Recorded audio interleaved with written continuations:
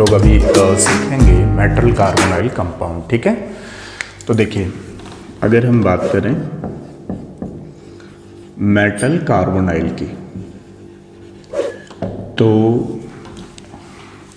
हम क्या कहते हैं कि मेटल कार्बोनाइल एक्चुअली में उसकी ऑक्सीडेशन नंबर तो 0 होती है। तो दो तरीके के कॉम्प्लेक्स होते हैं, एक तो लोअर ऑक्सीडेशन कैटेगरी होती है इसकी, एक हायर ऑक्सीडेशन कैटेगरी होती है मेटल कार्बोनाइल की। ठीक है, category number 1 lower oxidation number के बारे में देखते हैं। ठीक है, लोअर ऑक्सीडेशन नंबर। अब हम बात कर रहे हैं मेटल कार्बोनाइल की, यानी कि ये हमारे पास मेटल है, ये हमारे पास कोई कार्बोनाइल है। ठीक है, इसमें दो तरीके के कॉम्प्लेक्स होते हैं, एक तो वो जिनकी ऑक्सीडेशन नंबर होती है लोअर, एक वो जिनकी ऑक्सीडेशन नंबर होती है हायर। तो अभी हम लोग यहाँ डिस्कशन कर रहे हैं केवल लोअर ऑक्सीडेशन नंबर का। तो देखिए मेटल कार्बोनाइल कंपाउंड्स जो होते हैं बेसिकली वो 2 टाइप के होते हैं। एक को हम लोग बोलते हैं मोनोन्यूक्लियर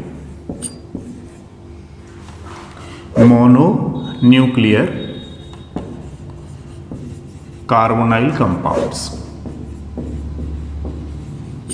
ठीक है, यानी कि इसमें जो नंबर ऑफ मेटल होगा वो केवल ध्यान रखिएगा 1 होता है। ठीक है, उसको हम मोनो बोलते हैं, लाइक दिस।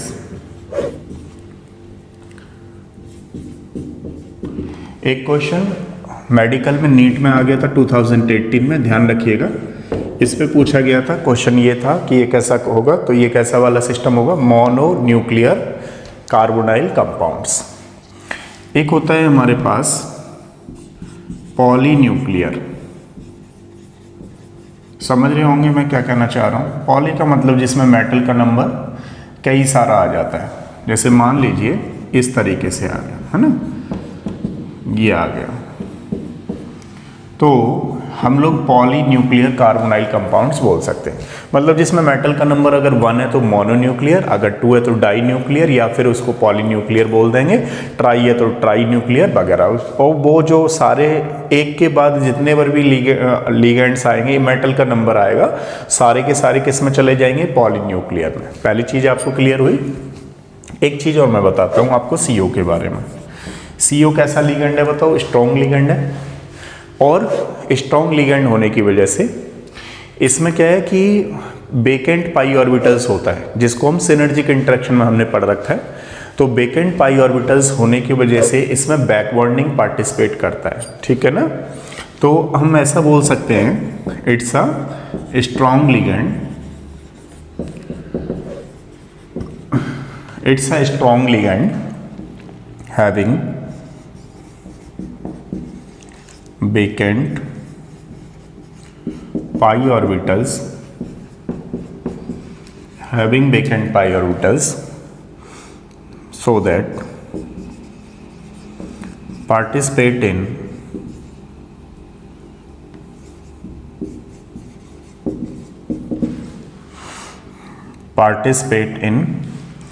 back bonding। बात समझ में आई आप लोगों को? ठीक है, इस तरीके से, यानी कि इसमें सिनर्जिक इंटरेक्शन होता है, इसलिए बैक बॉन्डिंग कर जाती है। और ये जो कार्बोनाइल कंपाउंड्स हैं ये 2 तरीके के कैटेगराइज किए जाते हैं। Number 1 is mononuclear carbonyl system, number 2 is polynuclear carbonyl compounds. अब क्वेश्चन ये आता है कि हम इसकी स्टेबिलिटी कैसे चेक करें, कार्बोनाइल कंपाउंड की स्टेबिलिटी कैसे चेक करें। तो देखिए क्या होता है, मान लीजिए ये फ्लोरीन है, ये फ्लोरीन क्या चाहेगा कि मैं एक इलेक्ट्रॉन गेन कर लूं, क्योंकि इसका क्या होता है 2s2 2p5। अगर इसको एक इलेक्ट्रॉन मिल जाए तो ये फ्लोराइड में कन्वर्ट हो जाएगा, तो यहाँ पर ये नोबल गैस का कॉन्फ़िगरेशन अचीव कर लेगा। ठीक है, तो नोबल गैस का कॉन्फ़िगरेशन अचीव करने के बाद, यानी कि आप कह सकते हो कि इसकी बैलेंस इलेक्ट्रॉन कितने थे, 7 के बाद किस में कन्वर्ट हो जाता है, ये 8 में। तो जब ये 8 ऑक्टेट कंप्लीट कर लेता है तो हर कोई क्या चाहता है कि मैं नोबल गैस का इलेक्ट्रॉनिक कॉन्फ़िगरेशन अटेन कर सकूं फॉर द स्टेबिलिटी। जैसे मान लीजिए कोई भी सही, स्कैंडियम, टाइटेनियम, है ना, scandium, titanium, zinc, everybody want to be stable. Achieving noble gas configuration, ठीक है ना। जैसे स्कैंडियम क्या चाहेगा कि अगर इसमें से 3 इलेक्ट्रॉन्स रिमूव हो जाएं तो नोबल गैस का कॉन्फ़िगरेशन आ जाए। मतलब everybody wants to achieve noble gas electronic configuration for the stability. अब हम यहाँ बात करते हैं कि हम ये सारी चीज़ें ना पढ़ करके अभी क्या पढ़ रहे हैं हम लोग, कार्बोनाइल कंपाउंड्स। तो किसी भी कार्बोनाइल कंपाउंड्स में जो उसकी स्टेबिलिटी है वो किस तरीके से चेक की जाती है और कौन से रूल्स लगते हैं वो हम एक बार चेक करते हैं। तो देखिए इसमें मेटल कार्बोनाइल कंपाउंड्स में 2 तरीके के रूल अप्लाई होते हैं फॉर द स्टेबिलिटी। स्टेबिलिटी बताने के लिए पहला रूल यहाँ पे होता है एन रूल। एन रूल का मतलब होता है effective atomic number. Effective atomic number. देखिए अगर हम बात करें इफेक्टिव एटॉमिक नंबर की तो ये जरूरी नहीं कि ये कार्बोनाइल में ही लगे, ये हर किसी में लगता है। हम लोग ऑलरेडी लास्ट क्लास में कर चुके हैं, हर किसी में लगता है। मतलब देखिए ये नॉन कार्बोनाइल कंपाउंड पे भी लगेगा, क्या ये फॉलो करेगा नहीं करेगा। तो हम लोग यहाँ पे एक फॉर्मूला चलता था, मैं एक बार रिकैप करा देता हूँ आपको। Z minus oxidation number plus 2 into number of ligands. बात समझ रहे हो आप लोग? ये हमारे पास क्या है, एन रूल का फॉर्मूला है। लेकिन ये जरूरी नहीं कि केवल कार्बोनाइल में ही लगेगा, ये एवरी कॉम्प्लेक्स में काम करता है। जैसे मान लीजिए इसी पे अप्लाई करवा देता हूँ आपको। 26 एटॉमिक नंबर हो गया, इसकी आप ऑक्सीडेशन नंबर निकालोगे 2 आ जाएगा, plus 2 into 6 is equal to कितना हो जाना है 24 प्लस 12 इज इक्वल टू 36। मतलब इसमें आपको क्या देखना होता था कि अगर कोई कॉम्प्लेक्स किसी नोबल गैस का कॉन्फ़िगरेशन अटेन कर रहा है नहीं कर रहा है तो उसका एटॉमिक नंबर आपको ध्यान रखना पड़ता था, लाइक दिस, ठीक है। रेडॉन 86। अब मान लीजिए 36 आ गया, यानी क्रिप्टॉन का एटॉमिक नंबर इसने अटेन कर लिया, तो ये एन रूल को फॉलो करेगा और स्टेबल होगा। एक निकल का कॉम्प्लेक्स ले लेते हैं, जैसे ये निकल कार्बोनाइल है, तो यहाँ पे क्या है 28 माइनस इसकी ऑक्सीडेशन नंबर 0 2 प्लस 2 इंटू 8, तो कितना हो गया यहाँ पे 2 इंटू 4, तो ये 8 हो गया, ये 28 है, तो कितना हो गया यहाँ पे 36, तो ये स्टेबल होगा एन रूल के हिसाब से। तो मतलब किसी भी कार्बोनाइल कंपाउंड को हम एक तो एन रूल के हिसाब से देख सकते हैं कि स्टेबल होगा। एक दूसरा रूल ज़्यादा वैलिड है कार्बोनाइल के लिए, ये जो 18 इलेक्ट्रॉन रूल बता रहा हूँ, ध्यान रखिएगा, केवल और केवल applicable only for carbonyl compound. EAN rule जो वैलिड है वो सबके लिए वैलिड है, लेकिन 18 electron rule it is applicable only for carbonyl compound. अब जरा इसके हिसाब से 18 इलेक्ट्रॉन रूल के हिसाब से जरा इसको देखते हैं, और क्वेश्चन ये है कि ये ज़्यादा कन्वीनियंट है फिर ये ज़्यादा कन्वीनियंट है। देखिए एक्चुअली में 18 इलेक्ट्रॉन रूल के लिए आपको ये सब नहीं देखना पड़ता कि किसी, मान लीजिए कोई बच्चा अगर नोबल गैस का एटॉमिक नंबर भूल गया तो इसको नहीं कर पाएगा कि वो स्टेबल है या नहीं है इसका। लेकिन मान लीजिए अगर वो भूल गया और 18 इलेक्ट्रॉन रूल आता है उसे, तो ज़्यादा कन्वीनियंट कौन सा हुआ, ये वाला। जैसे फॉर एग्जाम्पल देखते हैं, ये निकल है, यहाँ पे इसका बैलेंस इलेक्ट्रॉन कितना होता है, देखिए निकल का एटॉमिक नंबर होता है 28, मतलब हुआ D8 एंड 4s2, तो टोटल कितने बैलेंस इलेक्ट्रॉन हो गए 10 प्लस एक लीगेंड मेटल को कितने इलेक्ट्रॉन डोनेट करता है 2, तो 2 इंटू 4 इज इक्वल टू कितना हो गया 18 इलेक्ट्रॉन, मतलब ये स्टेबल होगा, ठीक है। और यहाँ ध्यान दीजिए, इस बात से भी पता लगता है कि ये भी स्टेबल होगा। मतलब किसी भी तरीके से कर लीजिए, अगर इसमें फिक्स हो रहा है तो उसमें भी फिक्स होगा ही होगा, वो भी स्टेबल होगा। लेकिन ये किसके लिए एप्लीकेबल है, कार्बोनाइल कंपाउंड के लिए, ये सब के लिए वैलिड होता है। एक आध एग्जांपल और लेते हैं इसके।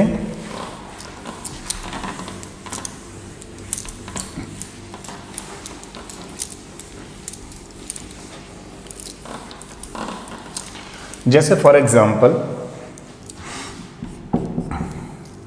मान लीजिए ये क्वेश्चन आपके एग्जाम में आ गया, 18 इलेक्ट्रॉन से देखते हैं इसको, इसका बैलेंस इलेक्ट्रॉन कितना होगा, ये होता है 3d5 एंड 4s2, तो ये 7 हो गया, 7 प्लस 2 इंटू 5, तो कितना हो गया 17 इलेक्ट्रॉन।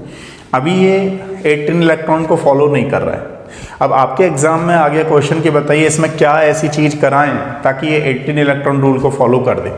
तो आप क्या करिएगा, मेटल की रिएक्शन करिए।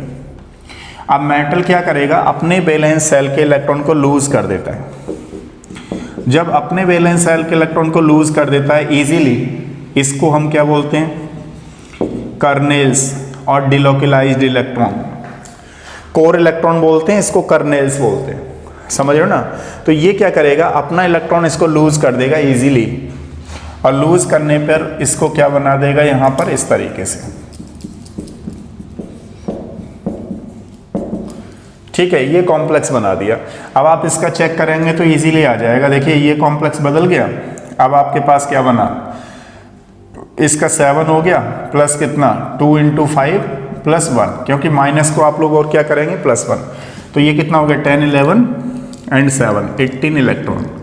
तो क्वेश्चन ये कि हमारे पास अगर कोई 18 इलेक्ट्रॉन रूल फॉलो नहीं कर रहा है तो 2 ट्रिक और होती हैं। कौन कौन सी ट्रिक है, या तो उसको मेटल से रिएक्शन करा दो, या नहीं तो उसको डाइमराइजेशन करा दीजिए। ये स्टेबल नहीं होता है इसीलिए डाइमर में कन्वर्ट होगा, ध्यान रखिएगा, इस तरीके से जाएगा।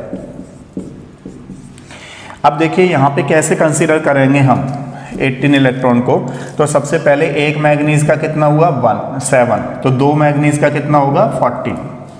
18 इलेक्ट्रॉन निकलवाने की कोशिश कर रहा हूँ आपसे। एक मैग्नीज का बैलेंस इलेक्ट्रॉन हुआ 7, 2 मैग्नीज का हुआ 14।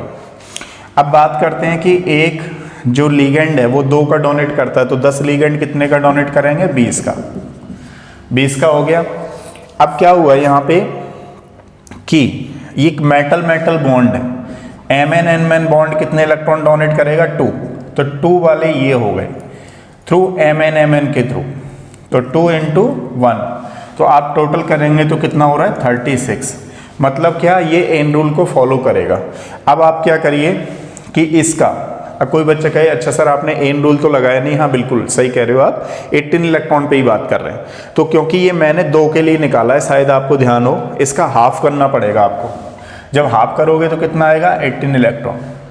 तो आपने क्या सीखा और क्या देखा, आपको ये समझ में आना चाहिए कि अगर कोई कॉम्प्लेक्स, मान लीजिए एक आध इलेक्ट्रॉन की कमी चल रही है उसके अंदर, तो उसको 2 तरीके से हम लोग सॉल्व कर सकते हैं, स्टेबिलिटी गेन कर सकता है वो कॉम्प्लेक्स। तो पहला तो तरीका हमारे पास होना चाहिए कि मेटल से रिएक्शन कराया हमने, उसने कर लिया।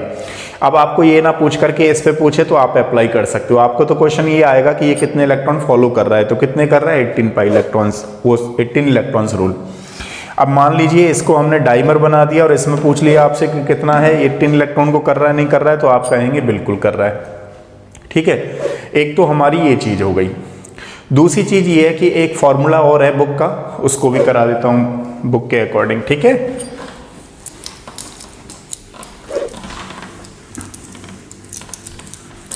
जैसे देखो वो क्वेश्चन आपके एग्जाम में आए हुए हैं, डिफरेंट एग्जाम में। अब जैसे बात करें हम लोग कि यहाँ पे देखें 18 इलेक्ट्रॉन रूल के लिए एक फॉर्मूला और होता है, mx + 2y divided by x + x - 1। ये फॉर्मूला है। अब ये कहाँ पे वैलिड होगा वो समझिएगा जरा। ये m जो है number of valence electron of metal होता है। ठीक है, ये यहाँ x जो है नंबर ऑफ मेटल होता है, ये यहाँ जो y है नंबर ऑफ लिगेंड्स है, ध्यान रखिएगा। ठीक है, जैसे फॉर एग्जांपल अब एक एक करके करते हैं उन क्वेश्चनों को।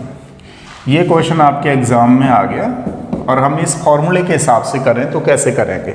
देखिए यहाँ पे वैलेंस इलेक्ट्रॉन कितने हैं 10, मेटल का नंबर कितना है ओनली 1, प्लस ये क्या है number of ligands divided by 1 plus में ना, ये 1 - 1 = ये टर्म 0 हो गया, तो कितने हो गए यहाँ पे 18 इलेक्ट्रॉन।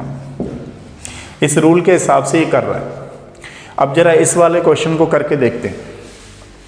देखिए आयरन का होता है, इसको हटा दूं एक बार।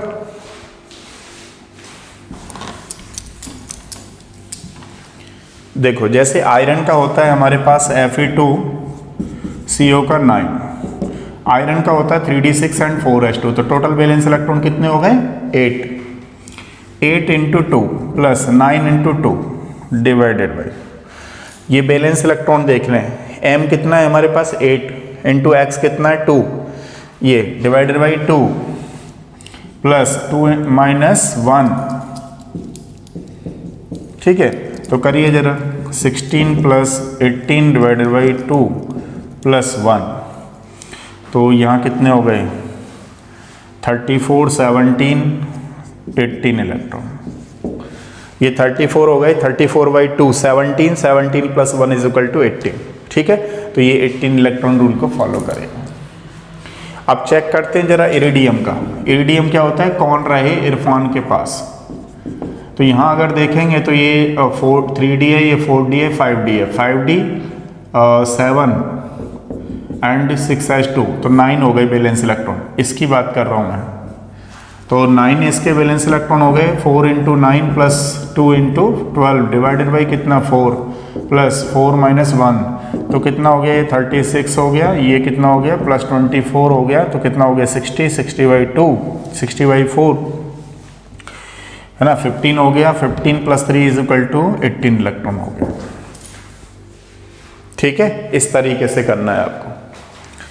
नेक्स्ट देखिए, अगर हम लोग इसको करें तो कैसे होगा, एक 3 आयरन है into 8 plus 2 into 12 divided by 3 plus 3 minus 1, तो कितना हो गया, ये 24 हो गया प्लस 24 48 हो गया डिवाइडेड बाई 3, ठीक है। तो कितना हो गया यहाँ पे 48 बाई 3, तो हो गया 16 प्लस 2 18, ठीक है। इस तरीके से बात समझ लो। अच्छा देखो, इसकी अगर हम बात करें, ये कौन सा है, फेरुअस। फेरुअस का मतलब कितना हुआ 8 into 2 plus 2 into 9 by 2 plus 2 minus 1, तो कितना हुआ यहाँ पे, ये हो गया 16 plus 18 by 2, 17 plus 1 is equal to 18। तो ये सारे कॉम्प्लेक्स थे जो कि 18 इलेक्ट्रॉन को फॉलो कर रहे थे, ठीक है। एक बार नोट करिए। चलिए अब देखिए, अब हम लोग बात करते हैं इसके स्ट्रक्चर की, कि CO के साथ मेटल आ रहे हैं तो किस तरीके से उसकी स्ट्रक्चर हो गया ना। तो हम कहते हैं CO is attached by 2B। दो तरीके से अटैच होती है किसी भी मेटल से, ठीक है ना। मतलब मेटल जब पॉली आ जाए तो उसके केस में बात कर रहा था मैं यहाँ पे। तो एक तो होती है टर्मिनल,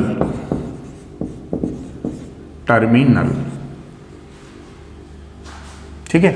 एक होती है ब्रिजिंग। एक तो टर्मिनल बॉन्ड बनते हैं और एक ब्रिजिंग बॉन्ड बनते हैं, ठीक है। ये आपको ध्यान रखना है, ब्रिजिंग CO और हम एक कहते हैं टर्मिनल CO।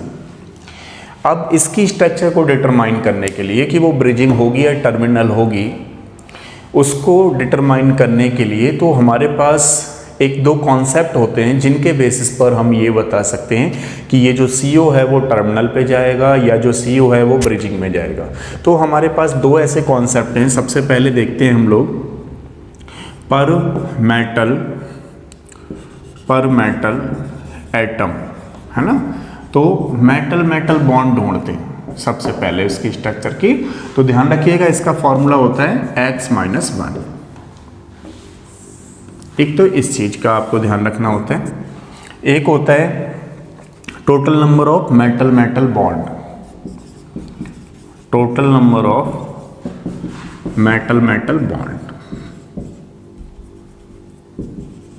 तो वो हम कैसे निकालें, देखिए उसके लिए फॉर्मूला होता है हमारे पास 2 इंटू नंबर ऑफ इलेक्ट्रॉन्स। एक बार इसको साफ कर देते हैं,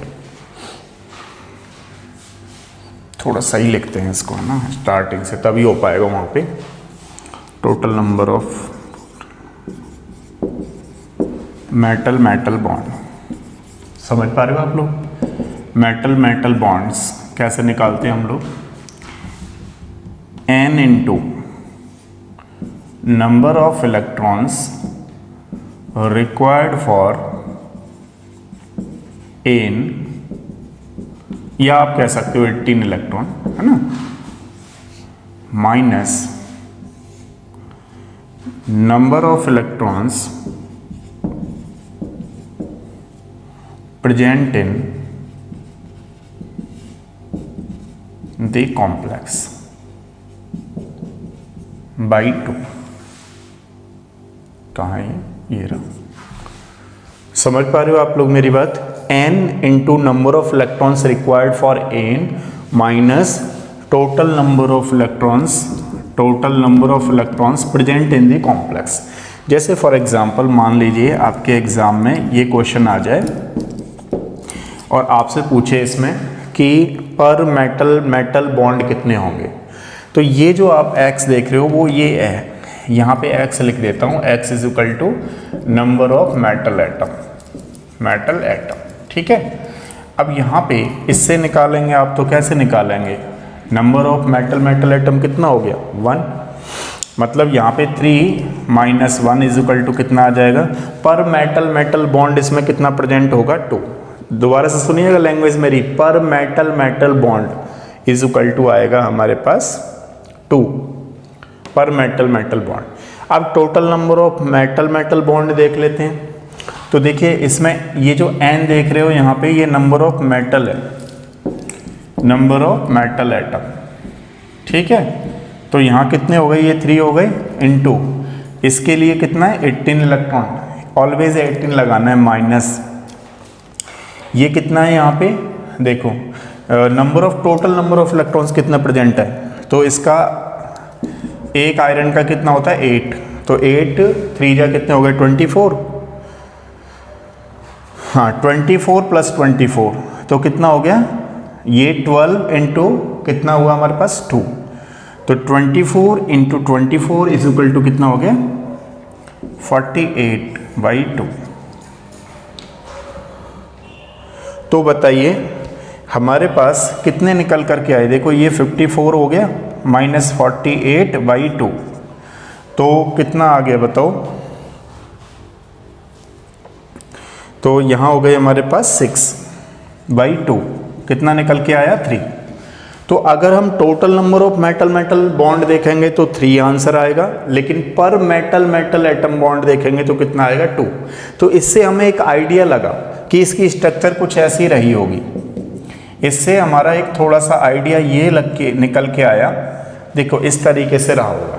इसका मतलब ये हुआ कि पर मेटल बॉन्ड देखोगे, पर मेटल का मतलब एक मेटल पे कितने बॉन्ड दिखाई दे रहे हैं आपको 2, लेकिन अगर टोटल मेटल बॉन्ड देखोगे तो कितने दिखाई देंगे आपको 3।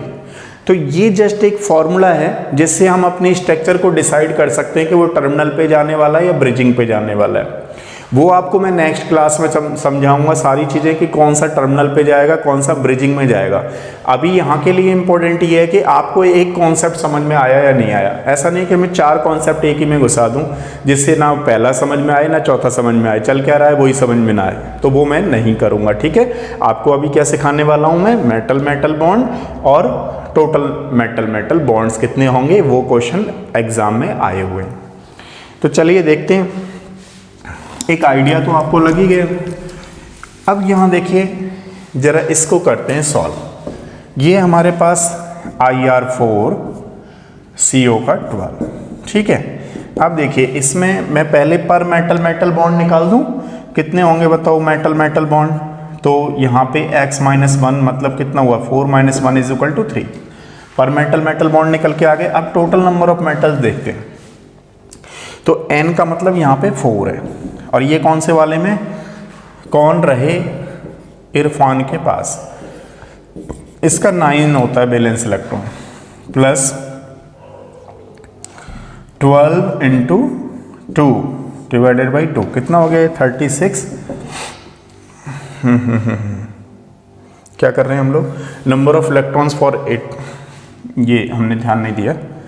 देखो यहाँ पे हम लोग पहले 4 लगाइए इनटू कितने हो गए 18 माइनस, अब यहाँ लगाइए टोटल नंबर ऑफ इलेक्ट्रॉन्स कितने होंगे इसमें, तो कितना हो गया था ये अभी 9 × 4 36 है ना प्लस 24 तो 60 हो गए।